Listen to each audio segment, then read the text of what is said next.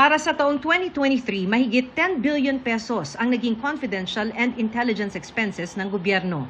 Base sa datos ng COA, ito ang unang pagkakataon sa kasaysayan na lumampas sa 10 billion pesos ang nagastos na confidential and intelligence funds. Sa halagang mahigit 10 billion pesos, higit 4.4 billion pesos ang confidential expenses habang mahigit 6 billion pesos ang intelligence expenses.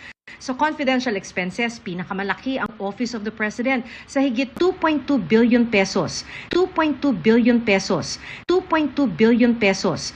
375 million pesos naman ang confidential expenses ng Office of the Vice President. Pero meron ding ginastos na confidential funds ang ibang opisina at ahensya ng ehekutibo. 522 million pesos ang ginastos ng Office of the Secretary of Department of Justice.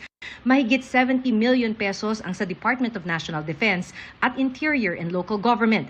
Meron din ang Departments of Finance, Foreign Affairs, MMDA, DSWD, DOTR, Commission on Human Rights, kahit na Commission on Audit.